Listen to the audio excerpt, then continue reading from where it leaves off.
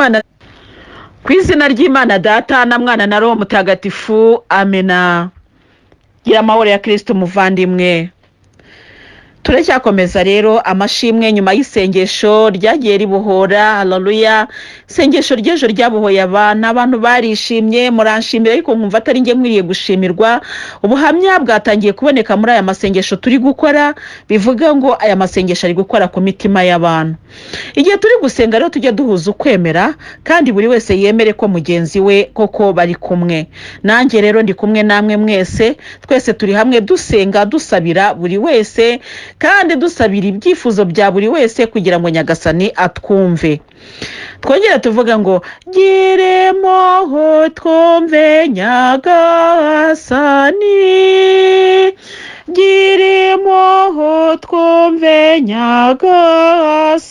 Haleluya. Agira impuhwe twumve, kuko isengesho rivuye ku mutima wacu riratubabaje cyane.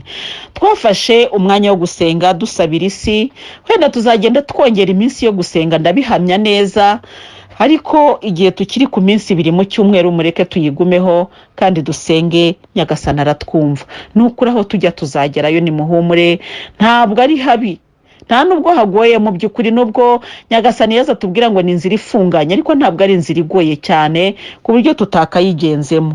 Rero tugiye gukomeza amashimwe duhereye ku ishimwe twasubikiyeho ku wa 4 ry'umuvandimwe nyine wavugaga ati buri munsi ugira uturirimbo twinshi nibaza igihe watwigiye ngo koko ufite ingabire idasanzwe. Aho rero niho nahereye nkubwira ukuntu Nyagasani yagiye kukugira igikoresho cye abanza kukwigisha. Nibyo kandi no mu isi iyo umuntu agiye agutegurira kuzagira umwanya ukomeye, burya gutegura hakiri kare, avuga ati igihe nikigera uzafate intebe nakugeneye, ariko aba yakoze ku buryo icyo gihe kizagera nawe ufite aho ugeze. Bityo rero Nyagasani ntabwo ari we njiji, nawe aba yadukoresheje training, yaba yadushyize mu mashuri tujya kwiga turira, ariko abazi icyo tuzabacyo. Nanjye ndakubwiza ukuri, njya kwiga Icyongereza ntabwo nagiye nseka, nta nubwo byari biryoheye na buhoro, ariko Yezu yarakinyigishije. None uyu munsi ndi kugenda mwitura abana be muri urwo rurimi. Ntabwo rero ari ibintu wavuga ngo ni ibintu biza gutya ngo byikubitaho. Twe turatungurwa, ariko Imana nitungurwa, kuko byose biba biri mu mugambi wayo. Imana iduha umugisha rero bavandimwe tugana mu ijuru.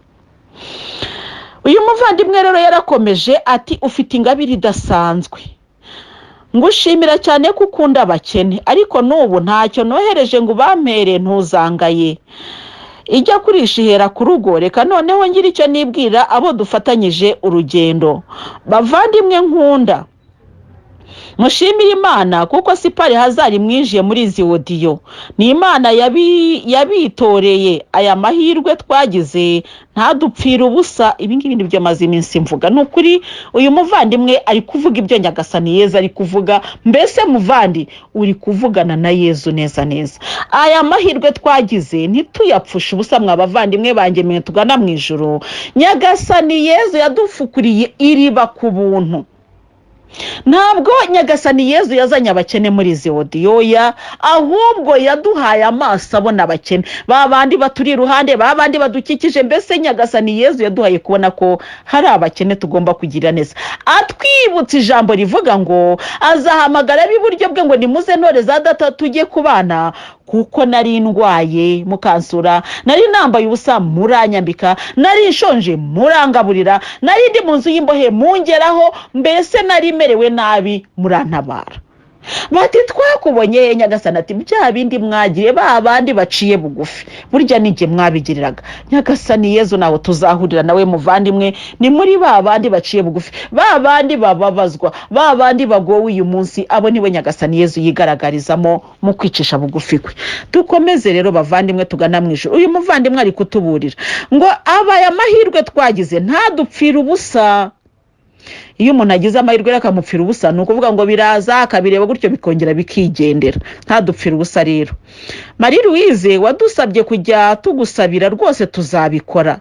Imana igukomereza imbaraga, ukomeze kuduhugura.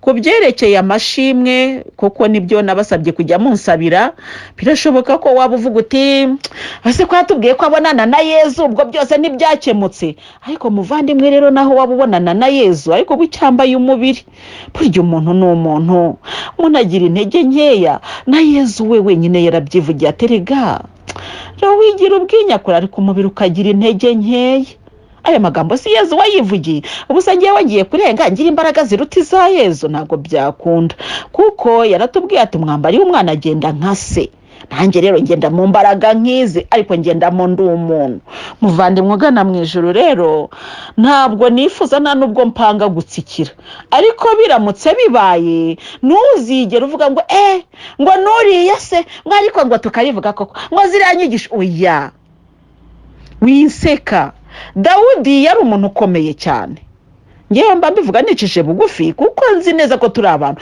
Dawudi yari umuntu ukomeye cyane ndetse yarasizwe amavuta mu buryo buhambaye murabizi ariko yararenze akora ibyo yakoze Salomoni yari umuntu ukomeye cyane ariko yararenze ashaka abagore igihumbi agira gute mbese muri make imbaraga z'umuntu ni nkeya pe uyu mubiri twambaye urimo intege nkeya ntabwo mpanga kugwa yewe muvandimwe nimbivuga gutyo novuge ngo ariko ngo uyu mugore rero ngo nyamara ari kuduteguza oya ariko naho naguteguza muvandimwe ntabwo naba nkoze ikosa ngewe ndakubwira ngo unsabire haleluya unsabire kandi ndabikeneye nanjye ariko ndagusabira ndazamuka nagera ku irembo ryo kwa data ngamugana ariko ngewe ntabwo naje ngenyine ntundebe ndi ngenyine nazanye n'abandi bavandimwe benshi cyane ndetse nabo wamekesheje niba bambere abakabiri nabo twahuye kandi hari abankunda hari n'abanyangabo bose ndabazanye ubwo nzanye isi yose nuko nayigezayo nkasiga nawe ari kubazenguruka mari kubakora nkavuga ni ndarangije si icyo nagombaga gukora se nanjye rero ndagusabira muvandimwe humura ntabwo nzakureka nta nubwo ngewe kugera imbere ye ngenyine nge mba numva ntago bindyohera ngewe bindyohera iyo ndi kumwe n'abandi rwose nuko ahantu mba rero baranzi bazi ko ntakunda kuba ngenyine ntabwo mbikunda ariko ndavuga nayo kubundi naba ngenyine gute ni Imana yararemye umuntu isanga adakwiriye kuba wenyine ni gute naba ngenyine nuvuga ngo naho nkora ntabwo nakora ngenyine naho ngenda ntabwo nagenda ngenyine naho nicara sinakwicara ngenyine ariko ni gute Imana yaremye abantu buzuza isi warangiza ukaba wenyine ntabwo naba ngenyine nukuri ntabwo mbikunda nukuri ngo nukuvuga ngo nagaruka kuvuga ngo aho ngeze hose ngo mpasanga wenda uwo Nyagasani yateguye ariko nanje mbigiramo uruhare erega muvandimwe reka nkubwire wige kubanira neza abantu ariko wagera mu bantu ubana neza n'abantu bakanga kukumva koko ariko se ugiye wiremereje wigize umuntu mu Kinyarwanda tuvuga ngo wigize danje ubwo se wakwigira umuntu w'umudanje ukibwira ngo bizagenda biteca bugufi cyubahiro ni ikimana ntabwo rero nkunda kuba ngenyine nicyo nashakaga kuvuga iyo ngeze imbere ya Yezu navuga ntabwo naje ngenyine hari n'abandi bavandimwe rwose twazanye ni bose kandi ubarebe rwose bagire neza kandi ubishimire kandi bose baragukunda nkakomeza gahunda nanjye zingenza buriya Yezu rero yagiye kumbwira ibyanjye muvandimwe arambwira ati Louise ngwino nkwibwirire aranyihererana ashobora no kumbwira nawe uhari ariko ntiwumve icyo yambwiye arabikora kandi yavuze cyane ariko nge ndabyumva cyane haleluya uko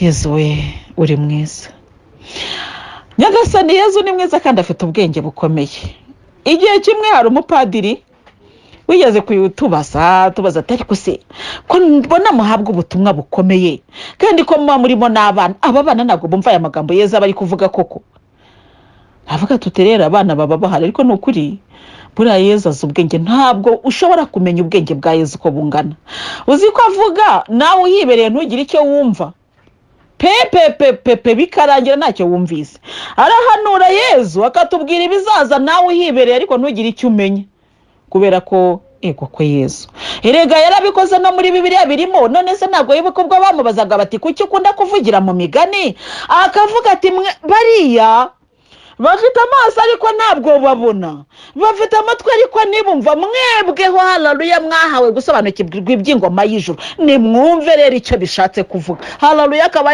kwavugira mu migani abantu bagatabaza ngo mubibyi yagiye kubiba ngo nuko ngo imbuto zimwe zigwa mu mabuye izindi zigwa mu muhanda izindi zigwa mu mawa nuko bakagenda bazi iby'umubibyi kumbe yamaze kuvuga yigishije. Haleluya. Ariko mwebweho haleluya n'umwegera ukamaze utarikoze Nyagasani, ibi by'uyu mubibyi ko ntabisobanukiye bishatse kuvuga icyo azagusobanurira. Haleluya. Buriya rero ntuzagera imbere ya Yesu ngo yibwire ko byose wabyumvise. Umva yagiye kumbwira ati Marie Louise ni karame Yesu inshuti yanjye cyane ndamukunda, ati ngwino nkubwire, nkagenda nkamutega amatwi, yamaye n'utundi tuzina kandi natubabwiye, kandi haleluya nkunda Yesu cyane.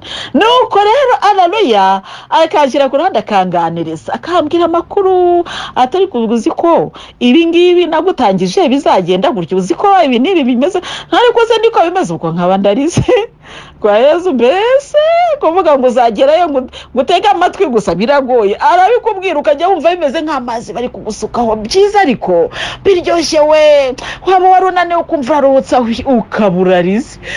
Ariko se Yesu nubona igihe reka mwibariza umunsi uranshaka icyo koko nawe ukoze Nyagasani Yesu, umurebye ku isi Yesu usanga ni ngewe wagushobokera, ariko Nyagasani Yesu ngenda nkavuga ni ngewe nzajya gukoreka kwa data maze ngo uranshaka iki, kuko wankunze birenze bikwiriye, ariko ubundi ko ntari mwiza Yesu wankundiye iki, ariko Nyagasani ngeze kumubaza, ariko ubundi Yesu umbwize ukuri kandi nawe urabeshya nk'abasore bubu. Atoya ati simbeshya, nase kucyo umbeshya, ati nabwo nkubeshya, ese wankundiye iki, ati ndagukunda nane nkabandarise kwa Yesu namarira.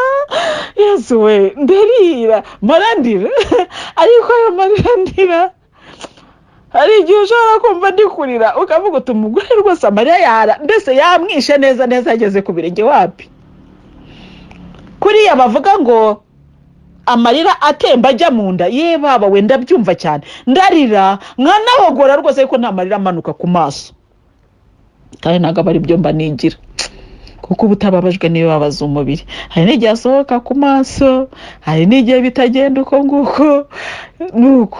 Umva rero niyo ndi gusenga, Yesu ni mwiza. Haleluya. Njyewe nkunda Yesu kandi nukuri ndamukunda cyane. Yesu ni mwiza pe. Haleluya. Ni mwiza cyane. Haleluya. Ni mwiza, ni mwiza, ni mwiza. Iyo ndi gusenga rero nuzura imbaraga ngashyuha umubiri wose, noneho ahantu hose hakaza amazi kera. Haleluya. Najyaga nsenga aho mfukamye hakaba amazi ukagira ngo n'amazi bahamennye. Yesu ni mwiza. Nkunda Yesu. Kandi muvandimwe nimbivuga ujye ubyumva uko mbivuze, nkunda Yesu pe. Nta kindi kintu mpfana na Yesu kitari urukundo mukunda, nawe nkunda nuko tukibera inshuti magara. Nanjye nkiryamira mu gituza cye nkamubwira ntago ndi buhave. Ati rero atihaguruka ujye mu kazi, ati ndagutumye nereka naho ndi bujye. Ngewe ndaba niryamiye mu gituza cyawe ari aho nduhukira.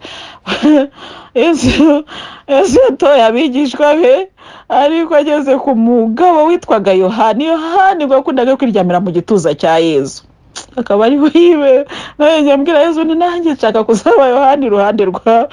Nuko yarangiza akambwira ati rero ati humura. Ariko Yesu ni mwiza rero muvandimwe ugana mu ijuru. Sinzi ntabwo nzi icyo nakora kugira ngo ngukundishe Yesu, sinzi n'uburyo nabivuga kugira ngo ngukundishe Yesu, ariko Yesu ni mwiza. Nukuri ni mwiza pe. Buriya reka nkubwire igitangaza Yesu akora. Utekereze ko nzamuvuga kuva twatangiriza audio mvuga Yesu kuzageza zisoza n'igihe nzapfira nzaba nkimuvuga, ariko kandi nta nari muzarambirwa n'ibyo muvugaho, bihora biryoshye we kandi bihora ari bishya. Mu audio z'ikifaransa turi muri Maria ajya gusuza Elizabeth, ariko byumvise wakumva ko ari bishya. Harimo ibishya, hari n'ibyo nanjye geraho, ariko erega buriya muvandimwe ushobora gutekereza ukavuga uti buriya rwose uriya mugore aba yabipanze kugira ngo aze kubitubwira ababizi. Reka nanjye mu kwigisha ndatungurwa. Hayavuga mbese nuko bimeze, mbese nanjye mba meze nk'uri kwiga. Bivuga ngo ni Roho Mutagatifu kwigishiriza, ntabwo ari njyewe. Nanjye mba meze nk'uri kwiga. N'ikimenyimenyi izi audio zirangiye nanjye ndagenda nkicara ahantu nkazumva nk'uko nawe uzumva, nkajya numva ari byiza, nkumva ni byiza. Harangiza nkavuga ariko ibi bintu biraryoshye. Hari igihe uwo twashakanye ni ukunda kumbwira ngo ariko ngo nawe uriyumva ndiyumva rwose niba atese ubwo ngubwo urumva hari icyo bikubwiye ni ndiyumva waba yumva rero ngo ndi kwiyumva ariko mu gitondo sinumvise uri kwiyumva ra nayo ndi kwiyumva nuko wakamva ko ari ukwiyumva ariko si uko nguko nanjye mba ndi kumva izo nyigisho kuko Nyagasani ari kutwigisha muvandimwe ntabwo byose nabifata mu mutwe ahubwo birarangira najya nkicara nkatega amatwi iryo jambo ryiza rikamanuka ku mutima wanjye nanjye nkavuga nishimwa Yesu amena nkunda Yesu n'umutima wanjye wose umva itegeko rya mbere urajya ukunda Imana yawe n'umutima we n'aroho yawe n'ubwenge bwawe n'imbaraga zawe mbese icyo uri cyo cyose gisingiza Uwiteka Imana haleluya nuko nkabwira Yesu nta kindi nanjye nshoboye nanjye icyo nshoboye ni ukugupfukamira hanyuma nkagushimira umuvandimwe rero ugana mu ijuru aravuga ati koko tuzakomeza kugusabira Imana igukomereza imbaraga ukomeze kuduhugura ku byerekeye amashimwe rwose ayo wowe ubwawe uduha aranyubaka cyane kandi n'ay'abandi ankora ku mutima none rero mama Louise mbabarira nkwitumire kuri Yesu nimwongera kubonana reka dore ko byumva mbese nawe umva ibyo umubwiye nimwongera kubonana arahari uzamubwira uti Yesu mwiza we kandi ari kubyumva kanaka ngavuga izina ryawe muvandimwe kanaka ngahivuge aragushimira cyane ibyo mukorera buri munsi Yesu anyereka ko turi kumwe kandi icyo musabye cyose arakima haleluya haleluya haleluya amena Marie Louise wihangane nagira ngo nkubwire ko tugushyigikiye tukuri inyuma kandi bishobotse wajya utuvungurira ku nyigisho za mbere mu myaka 3 ya mbere urakoze kuba wihanganira gusoma iyi nyandiko yanjye kuko iyi fone impindurira ubutumwa niba hari ibyanditse byashitse yahinduye bikakunanira kubyumva wihangane urakoze cyane Imana ukorera ikurinde kandi zaguherezo ryiza haleluya Imana iguhe umugisha muvandimwe aya magambo yuzuye ubwenge mbese ye wararyoshye Imana iguhe umugisha kandi Yesu yabyumvise nawe rero akagusubiza ati reka ati ndabizi ko unkunda haleluya naho utabivuga ndabizi ati reka na mbere yuko bisohoka mu mutima wawe mba namaze kubibona byose haleluya haleluya haleluya Yesu akakubwira ati humura turi kumwe ntacyo uzaba ntacyo uzabura nzakomeza kukurinda no kukurengera haleluya haleluya haleluya haleluya nzakomeza haleluya kukurinda no kukurengera nzakomeza kukurwanira intambara zinyuranye ntacyo uzabura turi kumwe haleluya umuvandimwe ugana mu ijuru ati mama Louise namwe mugira umunsi mwiza wa Pentecoste kandi humura kutavuga ntibivuga ko umuntu atanyuzwe inyigisho zaranyuze birandenga zarankomeje zinsubizamo icyizere ndetse n'intege mba njyenyine ariko nge audio mu buzima zimbera abantu turi kumwe tuganira tunavugana ku bwanjye numva ari ikintu gikomeye kuva natangira kuzumva numva nta nimwe nasiba ziranshimisha nakize byinshi byari bibi gusa nuko nta kanya umuntu aba afite ngo avuge ntabwo ndangije ibyo ngomba kuvuga mwihangane murakoze Imana ibahe umugisha nawe ubutaha ubundi ku kazi Imana iguhe umugisha muvandimwe uyu muvandimwe aba wenyine ariko audio zamubereye umumararungu haleluya no kuvuga iki rero ntabwo wakabaye uvuga ngo nagize irungu ufite Yesu wagira irungu gute mbese kubura kugira irungu nuko ubutibona mu bandi ariko iyo wibona mu bandi nukuri wumva umugenzi ugana mu ijuru nk'abandi bavandimwe umuvandimwe rero yaranezerewe cyane audio zamubereye umugenzi w'umushuti uwo bararana uwo biriranwa uwo bagenda n'uwo bakorana ngizi audio haleluya pesi audio we nanjye zambereye umugenzi nankanswe wowe yewe zirandyohera birashoboka ko ari uwo zitaryohera ntabwo abantu bose baryoherwa kimwe ariko uwo ngo njye amubwira nti ihangane turi kuvuga ururimi rw'iwacu natwe nituruvuga bajye batwihangana none se bako bavuga urw'iwabo tukabyemera natwe twivugira urw'iwacu haleluya audio ziraturyohera nuko tukishima tugashima Imana twarangiza tukanezerwa haleluya nuko tukaryoherwa Imana ishimwe ariko Nyagasani ajyaho akomeza asingizwe, burya duhaye no kuryoherwa. Erega hari abantu babihiwe muvandimwe, hari abantu ubuzima bwamaze kubihira ku buryo baba bumva rwose n'ibyo ngibyo, hego ko mana ariko umuntu aranaseka aseka bamaze mu Kinyarwanda turavuga ngo baranutse. Iyo umuntu mbese adaseka baravuga ngo yariye umwanda yaranutse. Hari abantu baba baranutse baranutse kubera ibibazo.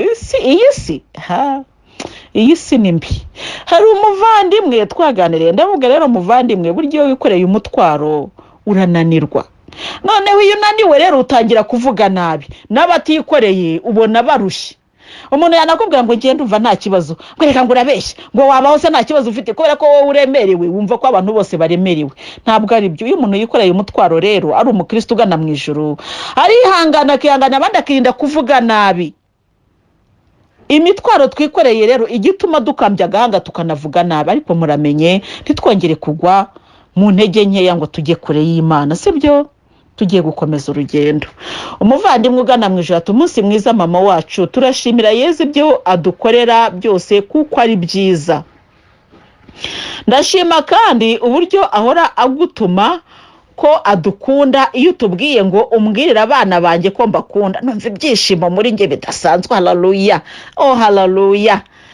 Uzi kumva ko Nyagasani Imana yawe muri kumwe, numva twaratese birenze. Uzamumbwire ko nanjye mukunda nubwo nkosa kenshi. Ndashima kandi ubwo yabyumvise. Erega si ngombwa ko nkubera intumwa kwa Yezu, reka bayabyumvise. Niwe waduhuje, haleluya, niwe waduhuje, haleluya. Ducinya akadiho, niwe waduhuje, niwe waduhuje, niwe waduhuje, niwe waduhuje, haleluya. Nkunda Yezu, ndamukunda, Yezu arabizi. Ndagukunda mwami wanjye, nubwo ndi umunyabyaha, ndi umunyantege nke, ariko ndagukunda.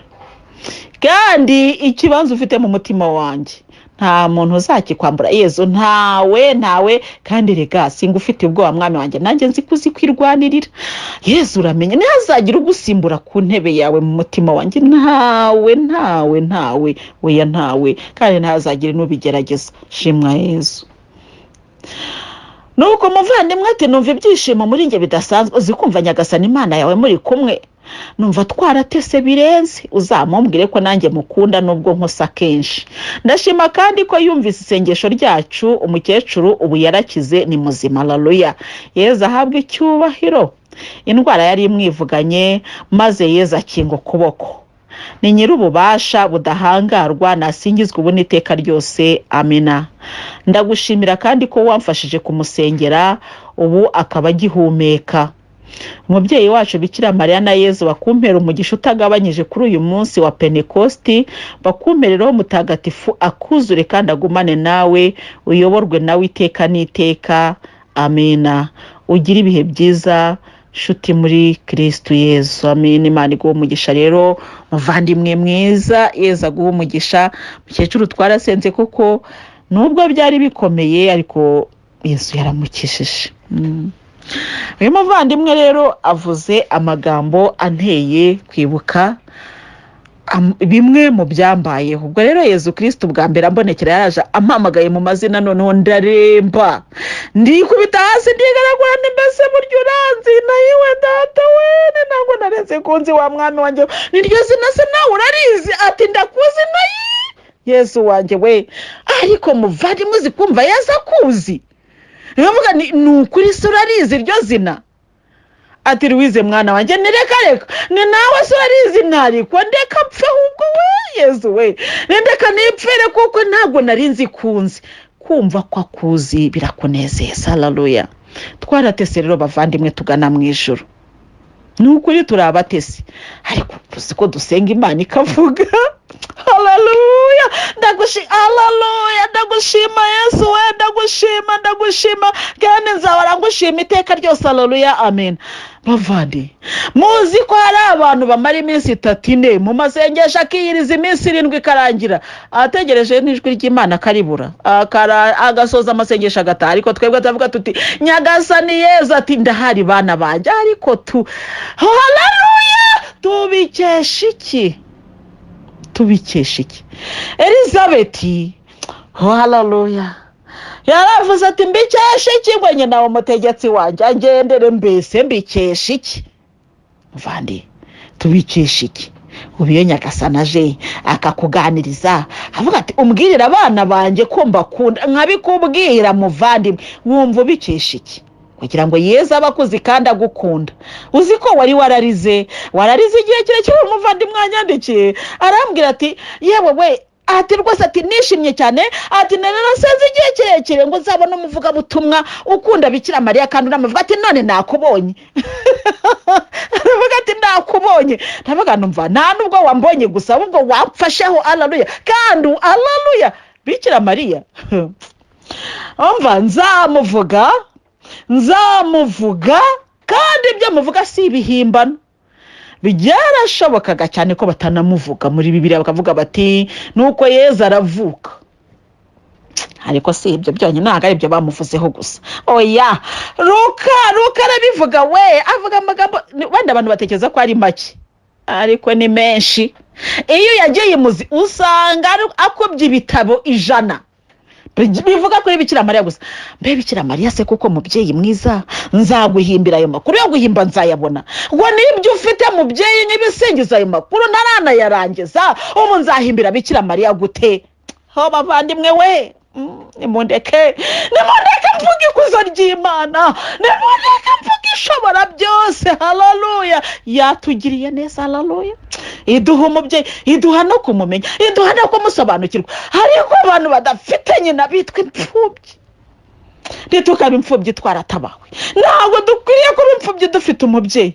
Bikira Mariya nyina wa Jambo ukomeze udusabire komeze heke mu ngobyi mubyeyi mwiza Mariya mubyeyi w'Imana wowe mubyeyi twarazwe komeza udusabire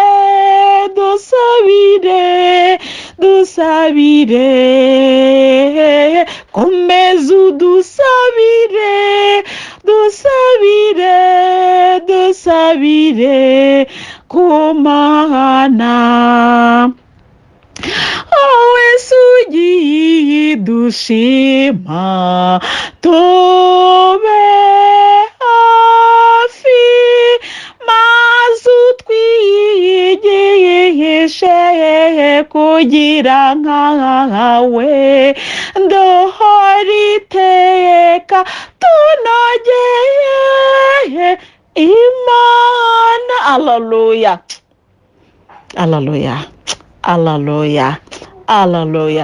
Ninda haleluya uzavuga ko Bikira Mariya ari umugore nk'abandi akavuga ko ari umugore nk'abandi kandi yemera ko atabyaye umwana nk'abandi ninda uzatinyuka akabivuga kandi agagara kuko rubanda ariko buriya isigeze kure umuntu agatinyuka akabeshya abantu ngo Bikira Mariya ngo ni umugore nk'abandi abantu bakabyemera kuko ari kubundi ari ubyigisha ari n'ubyemera injiji ninde injiji n'ubyemera kuriya wabyigishije we rwo aba yamaze gutana ariko umuntu atane nawe agutanisha ubyemere ngo Bikira Mariya ngo ni umugore nk'abandi muvandi ntabwo nabyemera uyu muvandimwe twasengeye mama we yarameze nabi ararira arambwira ati mama ameze nabi kandi mama we no mukecuru ayavuga ariko ubu niyo yakwitahira ubu harya yabamenye ko yakubyaye muvandimwe kumeze neza ariko ntabwo dushaka ko agenda nyina w'umuntu aba ari umuntu ukomeye kandi akabura nikaboneke ninde ni nyina w'umuntu none Yesu Kristo agwaye urukundo rw'umubyeyi wawe wararwiyima aguha kubaho umubyeyi wawe warabyanga nibyo Bikira Mariya ariko se ni gute ngewe namwibagirwa nawe yawe ngewe rereka mbabwire kandi nongera gusubiramo hari Bikira Mariya bansomeye mu byanditswe bitagatifu arimo hari Bikira Mariya Kiliziya Gatolika yanyigishije ariko hari na Bikira Mariya niboneye haleluya ni batatu ari mu byiciro bitatu uwa Bikira Mariya nasomye mu byanditswe hari igihe ntamusobanukirwaga narasomaga wumva Bikira Mariya ari umugore ariko uyu mukobwa uri mu wicaye iwabo ari kwisengera, marayika akaza akamusangana. ubwo se yabyakiriye ati? ubwo se ntiyagize ubwoba? ubwo ni ngewe nyiri umwana, nuko nabyumvaga nkajya mbitega amatwi bakabinsomera. nabaje kujya mbisomerwa n'ababyeyi banjye. hose singiye kubeshyera abantu ngo mvuge ngo Bikira Mariya ngo mwigishwa ngo namumenyeye kwa padiri. reka mama yaratwicazaga akatwigisha ijambo ry'Imana. mama n'ubu ndamushimira. mama ndamushimira n'ukuri. nubwo wenda ntabwo nkunze kumubona kuko ntabwo tukibana, aba mu mahanga, ariko wari mana we niyo tuvuganye ntabwo ati mwana wanjye we ati nkomezwa nuko nakubyaye. mama rwose reka ibyo ntabwo ari byo turi buze gutindaho cyane, ariko nawe aranezerewe cyane. Ziyodiyo mbese yarambwiye ati nibyo biryo byanjye mwana wanjye, ati kandi nezezwa nuko unsabira. ni byiza cyane, kuko hari ababyeyi baba barwanya ingabire, ugasanga ingabire yaje mu kwanyu ntabwo mushaka no kubyumva. ariko mama kuva kera ari mu bantu bagiye bakurikira inyigisho ati z'umwana wanjye.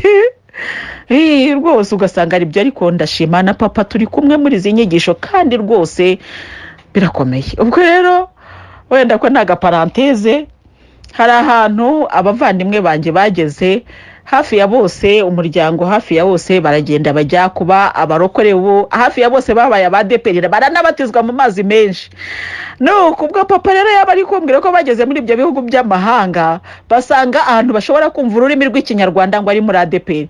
papa akambwira ati mwana wanjye ati nuko bimeze gutyo bwose, ati twe turakwataje, ati tupfa kujya mu misa, ati nubwo tutumva ariko turahazwa, ati ntabwo twebwe twakurikiye izo nzira. mbese we wabona ko ari inzira rwose zitari nazo rwose. ariko nkamubwira ni papa rero reka nkwereke, nimureke twakirireho mutagatifu, niba Yezu ashaka kugira ngo abakirize aho hantu mubyemere n'ukuri, kuko ngewe ntabwo mbona impamvu z'uko twaba turi abagatolika twese kandi tugana mu kurimbuka kubera ko tudakirijwemo. papa arabyumva, ariko hashira iminsi ngo yango mwana wanjye ngo abana barananiye. ubwo mbese ngo banze ukwemera n'abatoje ngo baragenda kujya muri ayo madini y'ibyaduka. ariko ntaga paranteze biramubabaza, ariko niko bimeze. noneho rero tugaruke ku mubyeyi nyina w'umuntu. ubu ngewe nanjye nezezwa ko mufite, ariko kandi nimbivuga umuntu utamufite nakavuga ngo ariko se ngo ubu ntaba twirase. oya, ahubwo urukundo. haleluya. urukundo nirwo turi kwiga mu Cyongereza. urukundo nirwirarira, urukundo nirugira ishyari. haleluya. urukundo nirugira ishyari, ntirugira umujinya. ahubwo iyo nkunda ndavuga ni ngiye mfite mama, ukavuga uti yo mbese aracyari, ukumva ari byiza, ariko atari bya byo kuza ko bimbwira bya bindi byacu bya kiryarya twita ibya kinyarwanda. ngo mbese ngo mbese wowe uracyamufite, ngo Imana ishimwe wagira hirya ngo biriya ngo abavuga iki. ibyo nibyo rero Nyagasani adashaka. kandi ntabwo nakubeshya ngo avuge ngo ababyeyi banjye ntibakiriho, kandi bariho. nta nubwo navuga ngo mvuge ngo ababyeyi ngo sinzabavuga nkibafite. iyo rero mbavuze ndavuga nti rero mbagira ngo buri wese amenye ngo ari inzira Imana yagucishijemo. uhura nanjye turakufatanya urugendo rugana mu ijuru. abadafite ababyeyi n'ababafite twese turi mu rugendo rugana mu ijuru, n'ababyeyi bacu twese n'amatungo yacu twese. haleluya, haleluya, turi igihirire tugana mu ijuru. amena. nibyo nicyo cy'ingenzi. ntabyo kuvuga ngo ariko se ubundi ubura se ngo yabaye umurokore ryari, ngo ibyo se bikumariye iki? tugende. nuko rero njye nivugiraga ku mubyeyi nyina wa Jambo. uyu mubyeyi bose kuko njye nzamuvuga kandi narabimwemereye bwa mbere, kandi nabivuze ngiye gusubiramo. ambonekera Yezu yaraje ansanga mu ikorosi rikomeye cyane ry'impaka nari maze iminsi njya n'abantu banyemeza ko Bikira Mariya ari umugore nk'abandi. barabinyemeza, nanjye nanga kubyemera, ndavuga nti nzamunambaho. nuko nkamuhagararaho bya kigatolika, bakambwira ngo ndi umunyedini. nkavuga nti nshaka mbe ndi umunyedini, nayo ko Bikira Mariya ntabwo ari umugore nk'abandi, ni umubyeyi nyina w'Imana. ngo none se ko mumusenga ngo byanditse hehe? nkahabura, ariko nkumva ntago ari byo. ariko sinahaburaga byo kuba ntaho, ahubwo ntago nari mbizi, ariko uyu munsi narahabonye. Haleluya. Narahabonye ubu ngubu nando njya mvuga ntazajya nongera ngo nyikorereze se ko mwanya nta nawo ubona kujya impaka ntawo. Kandi Yesu yarabimbujije arambwira ati ntuzongeye kujya impaka. Ubu rero iyo muye n'abantu bajya impaka mbabwira ijambo rimwe bagasigara bariganiraho nkikomereza. Nta mwanya w'impaka. Kuko kujya mu mpaka ni kuzagera muri byinshi, ni kuzacumura biranababaza. Umuntu narabivuze mu minsi ishize, umuntu watusanze ahantu muri farumasi akavuga ngo abantu ngo batubwenge ngo maze ngo bagafata ngo bya bishusho. Yewe numva abaye nk'ubise mu mutwe, mwumva ni bibi we. Bagafata ngo bya bishusho. Tawe mwumva birabishe, ndamureba mwumva ndabiwe cyane, mwumva ndababaye akabivuga cyane kandi Yesu we nuko ariko ngo siko najya kangira ko bira bintu ngo bishagarwa n'abantu ngo batize ngo binjiji ngo uziko ngo naje gusanga ngo harimo n'abadogiteri ngo birwa ngo babishoreye ngo bitavuga hewe we yabivuga nkumva yiwe hagana rero kutamenya ni bibi. Uyu muntu amenye Bikira Mariya yavuga ngo bya bishusho kandi muvandi babaranse kuko bigeraho bigasetsa nawe Yesu nuko Yesu Kristo yasanze aho ngaho araza arambwira ati mva rero ngiye kugusobanurira kandi ibyo ngusobanuriye bimenye ninsobanurira ati bikobera urujijo nibihinda byandika roho muri purgatori wapi nari naramaze kujya kure Bikira Mariya nari natangiye eshapure nari namaze kuyishyira ku ruhande mvuga no yane nanjye nzongera kuyibyutsa aruko maze gusobanukirwa amakuru yayo. Erega ubwo nari nagiye kandi buryo uyu muntu ajya kugenda abanza akaguru kamwe agatera intambwe mureba agenda ubwo ngiye namaze gutera intambwe zitari munsi y'eshanu Bikira Mariya ndeba aravuga ati mwana wanjye ati nturengaho ngaho garuka Yesu Kristo yarakoze. Nuko ndabubwira nimva rero Yesu nsobanurira amakuru y'uyo mubyeyi ukuri nararahiye kandi nzamwamamaza rero nsobanurira igisobanuro cy'amashusho nzabyamamaza kandi nzajya mbivuga hose ariko ntabisobanukirwa nzabisenya.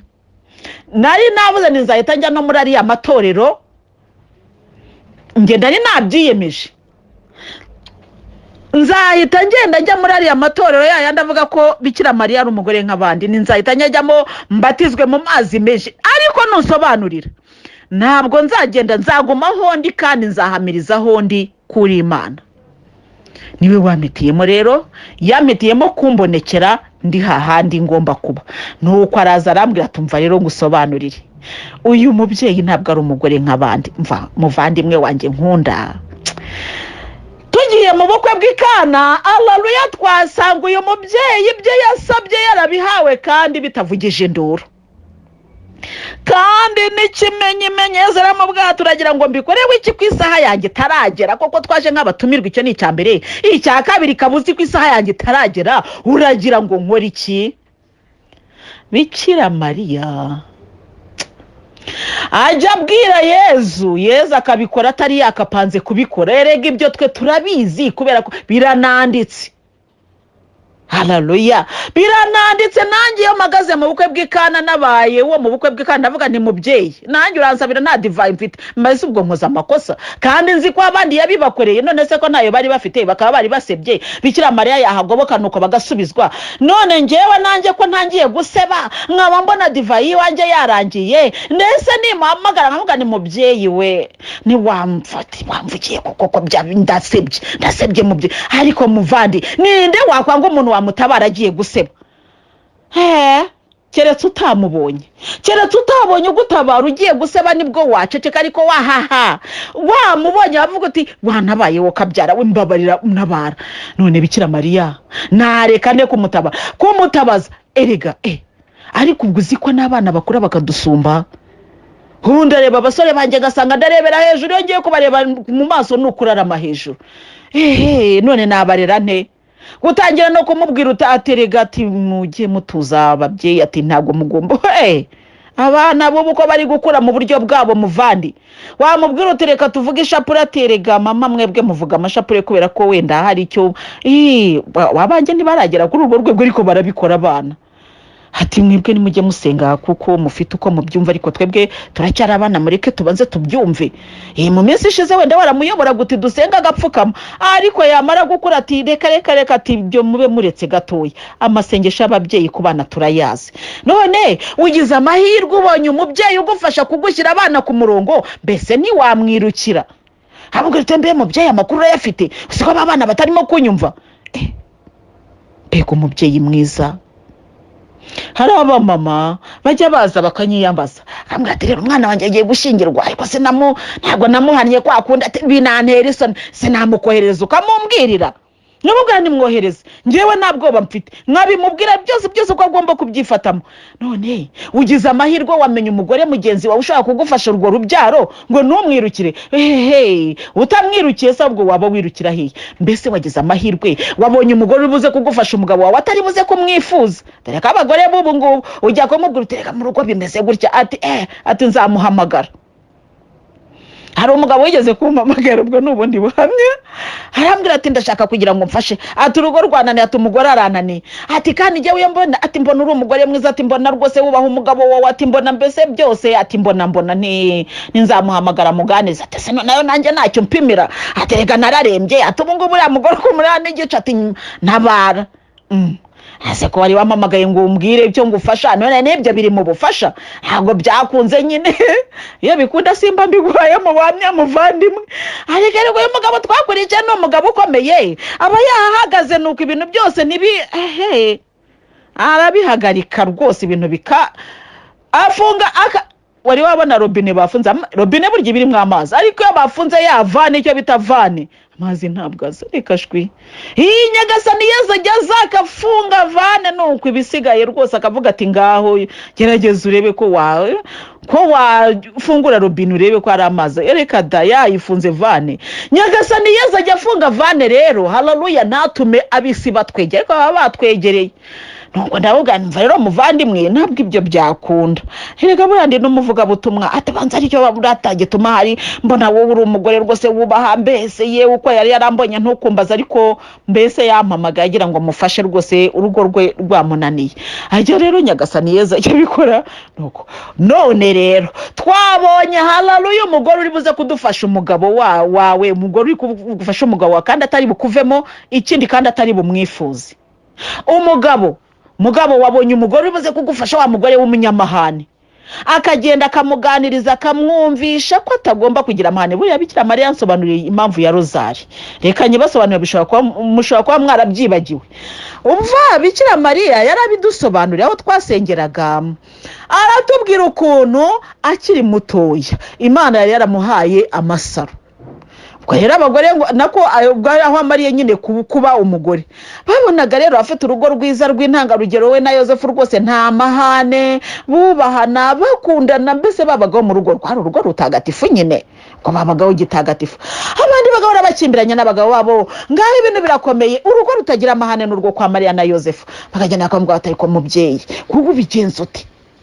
Yosefu se wenda Yosefu nawe ashobora kuba yarajyaga mu kabari nk'abandi bagabo, wenda ntasinde ariko nagasangira agacupa n'abandi abaturanyi. Ati siko twabonye umugabo yagiye mu kabari ko yatashye wowe nuvuza nutera amahane, buriya we biba byagenze bite?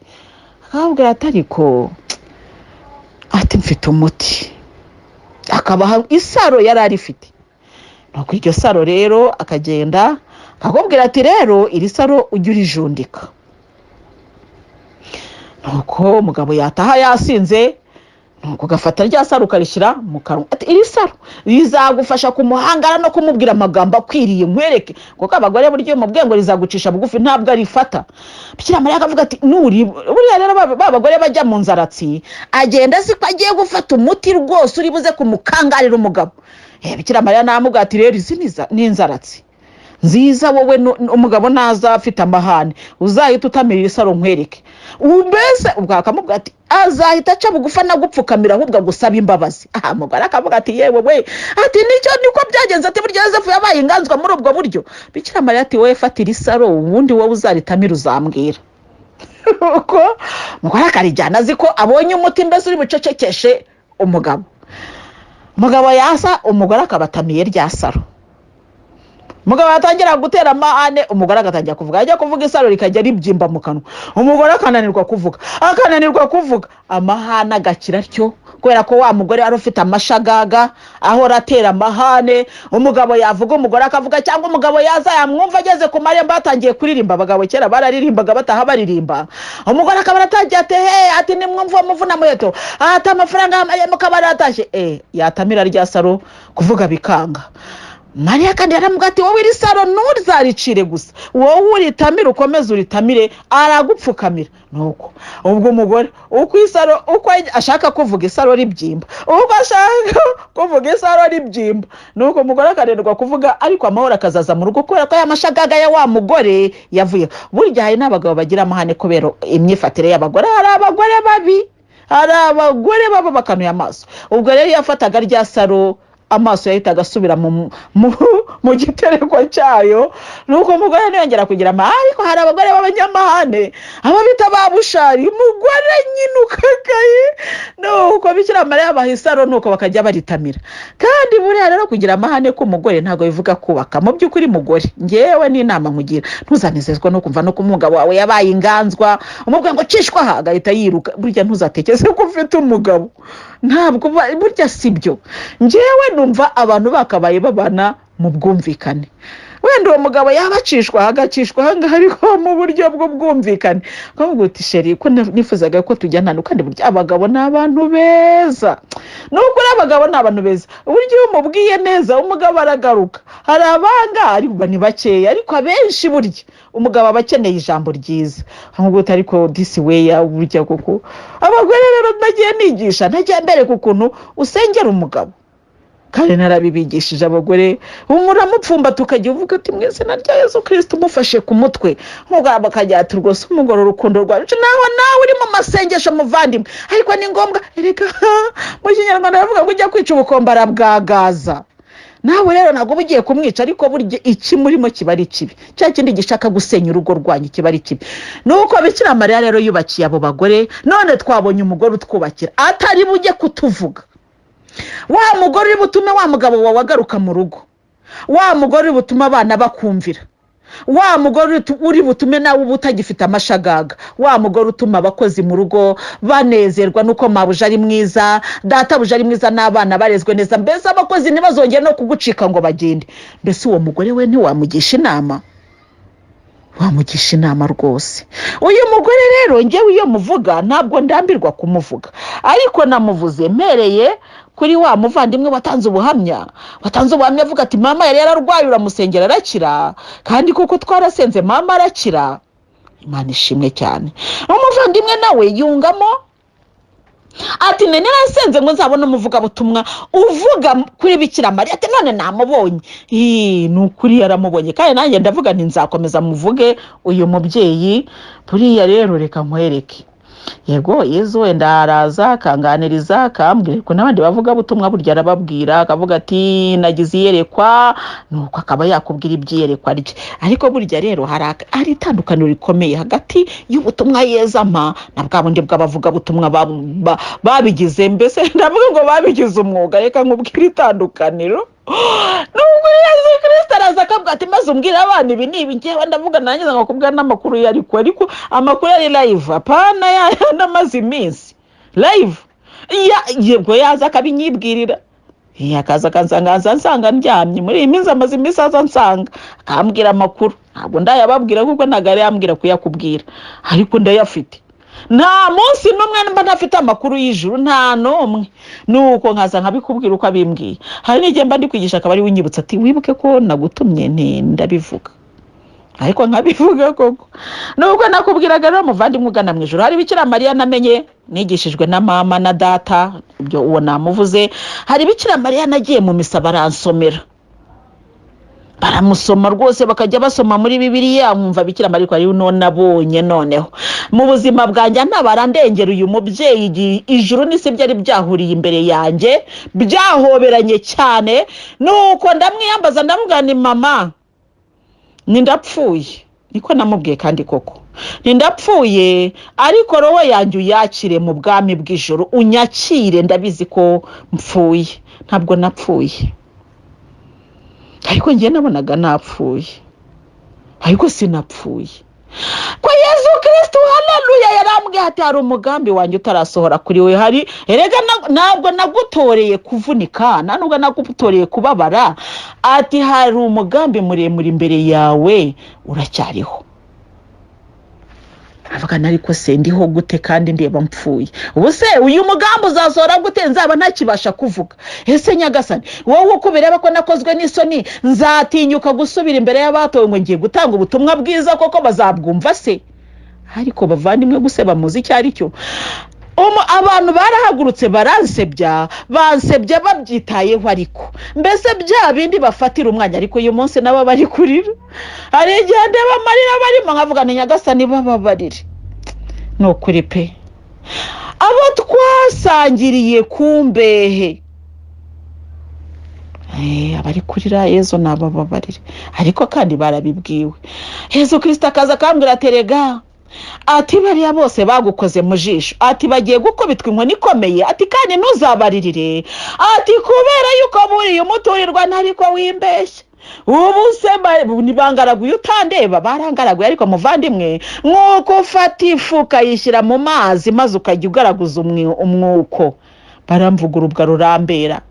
Mama Louise, mama wabatowe, Yesu wambyaye we. Ariko abantu baravuga, njyewe naravuze nti barakavuga ari abantu badasenga, ariko abasenga bavuga nabi. Njyewe ngira nkavuga nariko buriya umuntu abatekereza Imana, kandi abo niba abandi bavuga mama udusengere, mama ndi mama. Ariko urugamba rurahindanye. Yesu Kristo ariko yarabintegusha, arambwira ati abantu bagiye kuguhagurukira, ati hari abagore 3 bahagurutse bakwanze, kandi bakwanze bagiye kukwangisha bo musengana bose, kandi barahagurutse. Ni intumwa za Sekibi, ariko hari abazabumva. Dore intumwa za Sekibi ngo zirakora, dore intumwa za Sekibi ngo zirahaguruka. Ariko ndashima Yesu, haleluya. Njyewe rero ntabwo ndeba kuri ubwo bubi, kuko abenshi ndabazi. Nuko bose ndabazi, si ukuvuga ngo abenshi, bose ndabazi. Yesu Kristo yagendaga agira gutya muri filime nibereyeho, muri bwa butayu, muri bwa buvumo, naratereranywe na bose. Yesu Kristo agacishaho filime akanyereka ati dore nuriya, nkavuga nariko Nyagasani nuriya, atereka nze mukwereke, nkabona afite ibishirira mu kanwa. Avuga ni se uriya nawe buriya ni na runaka. Abo rero bose twarahuye bakandeba bagatitira. Ariko Yesu Kristo yarabimbwi, yarabanyeretse bose, mbese urutonde nari ndufite. Ni mwiza Yesu, ndamukunda cyane. Nuko rero muvandimwe mwiza, rero nakwibwiriraga amakuru y'ibyo mw'ijuru, nkubwira nti nuvugana n'ishobora byose uzatuze cyane, izaba yabivuze kandi izabikora, ntabwo ibeshya. Haleluya. Naho waba ugeze mu zabukuru nka Elizabeth, urumva wageze mu zabukuru waracuze, utakijya mu mihango, byararangiye. Abantu bavuga baturiya we yabaye ingumba, byararangiye. Hibigeze rwose naho Zakariya avuga ati reka marayika rwose ibyo nawe urimo kwibara inkuru uri kudusetsa cyane, ibyo se byashoboka biti? Ntabwo byakunda, umugore yararangije. Elizabeth yari umumirije, Zakariya yaramaze gukuraho, baramukuje, yaravuze ati byararangiye. Ariko Imana yiserutse ibyagaragaraga nk'ibyumye bigarukana ubuzima. Yewe haleluya. Nuko abantu bagaseba, kandi baravugaga baturiya we yapfuye ariko igihumeka. Mwuka ni ikintu gikomeye.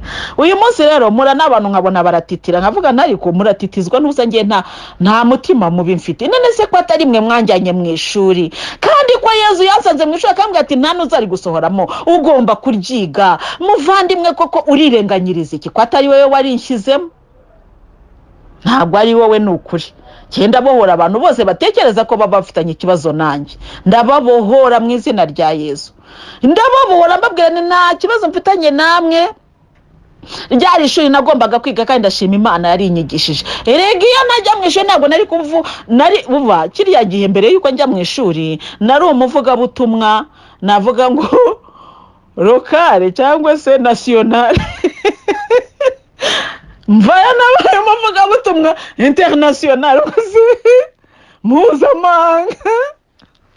Yezu mwiza, ariko se ninde utakwishimira kujya kwiga ishuri mpuzamahanga yo gutwara indege mpuzamahanga? Ariko haleluya, haleluya. Nibyo n'abatwari kumwe mbere bari abantu bari muri gahunda kandi bameze neza pe, harimo n'abakirimo benshi ndetse benshi cyane, ariko hari n'abagiye bacika intege bavamo. Ariko icyo gihe nari lokale, nari nationale, n'ubu nabaye internationale. Ubutumwa buragenda ku isi no mu muyaga buragenda, haleluya, bari kugenda, amina. Noneho nanjye nsigaye mpagarara hejuru y'igiti nkavuga ni ngaho babandi bahagarika nibahagarika ubu ngo, ariko bazabuhagarika gute? Umva, narahagararaga nkavuga ni Nyagasani Yezu yavuze. Abapadiri batari ku mugore uvuga ngo Nyagasani Yezu yavuze, reka tubanza tubishishozeho. Bati rwose muretse tubanza tubishishozeho. Mu gihe bakibishishozaho Yezu Kristo ati babishishozeho, babitize babyihutishe, ngewe akazi karakomeje, kuko ngewe mfite igihe, ndi umugenga w'ibi. Erega muvandimwe, ibi bintu bifite gahunda. Kandi mushobora kuba ndi kuvuga gutya ahubwo umugore aba yaryohewe no kuvuga. Nawe uzaryoherwe no kubivuga. Ariko ndagira ngo nkubwire ngo haleluya, hari umugambi w'Imana ugomba gusohora, kandi mbere yuko amagambo yose yateguye azaba yamaze gusohora muri ngewe. Ntabwo nzi ngo ni ryari. Ngewe nkora nko wihuta, ndavuga ni mfite igihe. Urero iyo ndi kureba ku isaha ndavuga ni time is up. Haleluya. Nicyo cyose tukakivuga haleluya, haleluya, kuko dufite Imana. Ariko ngewe numva hari igihe ndi gusiganwa n'igihe, ndavuga n'igihe kiri kwihuta, igihe kiri kwihuta. Sinakubeshya ngo kirajya he, sinakubeshya ngo bimeze bite, ariko nzi ko ari igihe. Hari igihe kandi ngewe iyo ndi kwigisha mba numva ko hari igihe cyihuse kandi ibintu bigomba gusohora, kandi bizasohora uko aya magambo amaze kujya. Sinakubeshya ngo n'amagambo angana iki, ubu sinanakubeshya ngo rodiyo zingaye zisigaye, ariko nzi ko hari igihe kigiye kugera Nyagasani agafunga. Ntabwo tuzakomeza gutya, ntabwo bizakomeza gutya. Yezu Kristo ejo bundi yaraje muri corona arambwira ati, hari wari uzi ko amasakaramentu azahagarara mu za kiliziya ntoya? Hari wari uzi ko misa zizafunga? Reka da. Hari wari uzi ko oya. Byarabaye rero. Ibi bibabera ikimenyetso cy'uko n'ibindi bizagira gutya bigahagarara. Nta muntu ubigizemo uruhare, nta gihugu gishamiranye n'ikindi, nta hanga rihagurukiye irindi. Imana yonyine yategetse ikavuga iti amahoro aganze ku isi. Haleluya. Dore ko umwiryane wabaye mwinshi, ati amahoro, haleluya. Shamba amahoro rikabaho, ariko tukaramukanye ndamukanye y'amahoro. Nimugira amahoro kandi bavandimwe, kuko niyo mpamvu Yezu Kristo yamaye ndamukanye y'amahoro. Hambwira ati abantu bose nibagira amahoro, kuko amahoro agomba kubaho. Kandi iyo hari amahoro abantu baranezerwa, ibyatsi ubona bisa neza, indabyo zikarabya ukabona ni nziza. Mbese amahoro, ntawe udakunda amahoro. Rero bavandimwe, tugana mu ijuru, tugiye gusoza inyigisho z'uyu munsi, tugiye kwemeranywa yuko tugiye gusengera amahoro. Dusengera ibihugu tubamo, ibihugu dutuyemo, tubisabira amahoro. Amahoro yo mu gihugu cyawe niyo mahirwe yawe. Burya nyamwanga byiza yanga gusabira igihugu cye amahoro. Saba amahoro, burya amahoro ariho ntacyo biba bitwaye. Kuko abantu bifuza ibibi, ariko ngo intambara uzi cyari cyo. Intambara zitsindwe ku isi yose. Haleluya, amina, amina. Intambara zitsindwe, amakimbirane ahagarare, abantu bose babeho mu mahoro. Tujya tubona amashusho y'abantu bishwa n'inzara. Biriya bihugu biri mu nzara biraterwa hanini n'amahoro make. Abantu babonye amahoro, wenda twajya tunafata n'iyo miceri yo mu Rwanda tukayambukana tuyijyana muri Sudani. Uraca hehe? Uragera yute? Bari mu ntambara, gereyo bakwice. Rero amahoro ni ikintu dukeneye ku isi. Mana rero iduhe kumva sense y'amahoro, tuba abagabuzi b'amahoro, kandi tuba intumwa z'amahoro ku isi. Dukunde amahoro, ntitugakunde bagenzi mugana mu ijuru. Dore ikintu Nyagasani Yezu ambwiye turangirijeho, ntimugakunde byacitse. Hari abantu bahora babanguye amatwi ngo ariko ngo ubundi ko bimeze gute. Oya, Yezu Kristo arambwiye ngo nuhora ubanguye amatwi uzumva ibibi, kandi niwe bizasenya mbere y'abandi. Ntimukabangura amatwi, ahubwo musingirize Imana mu bushorishori bw'ijuru, mukomeze muyirangamire, ibindi byose izabikora. Ni Imana. Haleluya, haleluya. Ni Imana, ni Imana, asigaye ibindi ntabwo twebwe tugomba kuyitegeka uko igomba kwifata. Nimureke Imana yitwa Imana. Haleluya. Imana iguhe umugisha muvandimwe, ku izina ry'Imana Data na Mwana na Roho Mutagatifu. Amina.